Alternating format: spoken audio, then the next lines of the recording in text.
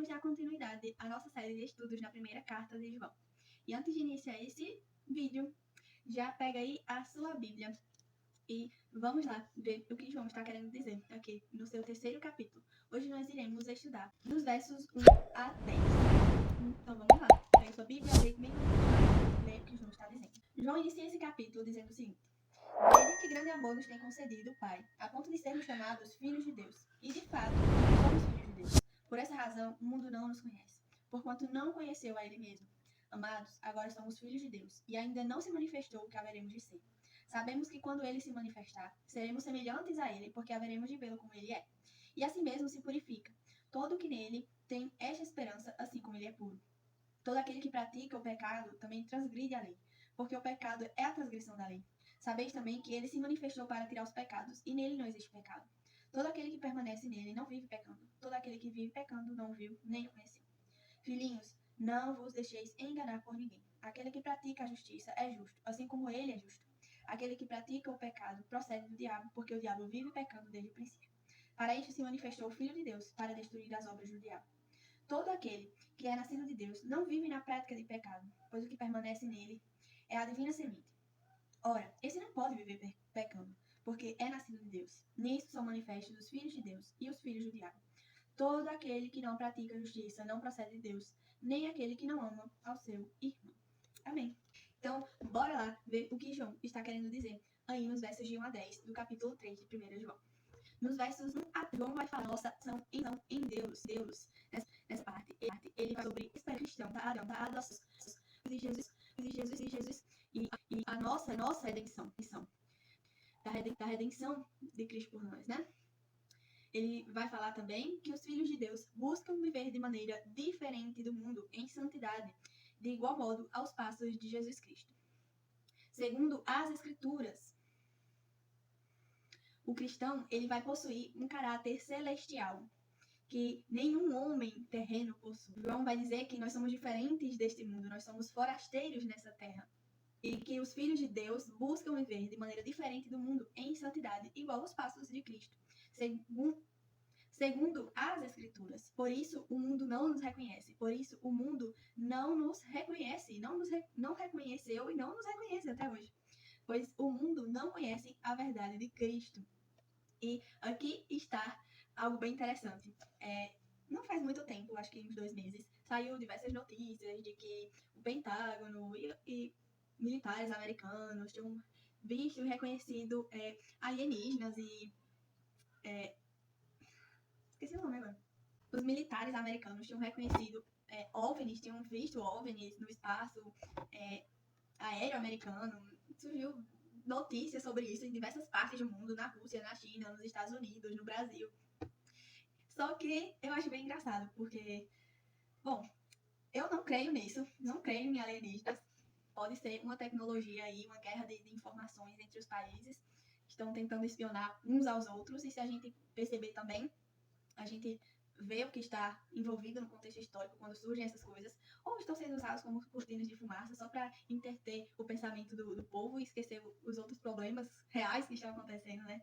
Mas os verdadeiros alienígenas desse mundo não são aqueles pintados em filmes, em séries, aqueles cabrinhas verdinhas do olho bem grande, não são aqueles tipos de alienígenas, mas os verdadeiros alienígenas deste mundo não são os extraterrestres que não estão nesse planeta, que vêm de outros planetas, mas os verdadeiros alienígenas desse mundo são os cristãos, porque não pertencem a este mundo. Os verdadeiros alienígenas deste mundo são os crentes em Cristo. E a gente vê isso lá em 1 João, capítulo 3, versículo 1. Nós somos os verdadeiros alienígenas, não somos desse mundo.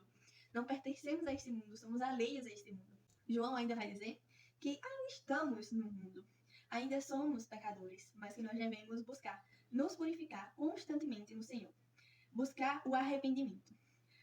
Ele vai dizer que a conversão é um processo que nós podemos notar ainda, João nos dando a esperança dessa sessão de viver a realidade da volta de Cristo, que com certeza fará diferença na nossa conduta, nas nossas ações, pois nós buscaremos viver aqui da mesma maneira que nós viveremos na eternidade. Dos versos 4 ao 10, nós vamos ver João falando sobre a justiça por Cristo ou pecado pelo diabo, justiça e amor com a ousadia do Evangelho.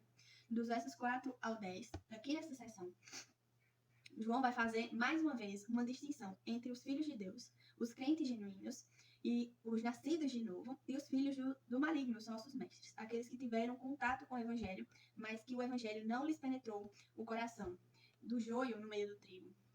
E ele vai fazer essa distinção. Nós podemos ver alguns pontos. Os filhos de Deus versus os filhos do maligno.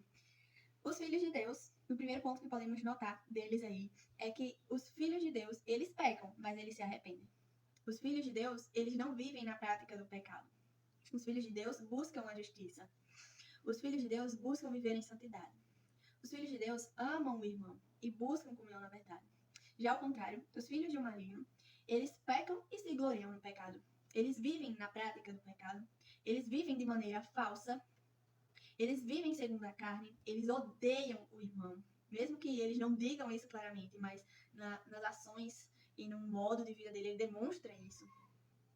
E ele provoca divisão por não aceitar a verdade das escrituras da palavra de Deus. Ainda nessa sessão, João vai combater os falsos mestres que estavam corrompendo os fundamentos da fé. João apresenta essas distinções ao longo da carta, a fim de que os cristãos soubessem discernir o verdadeiro do falso. O verdadeiro cristão dos falsos, o genuíno do superficial.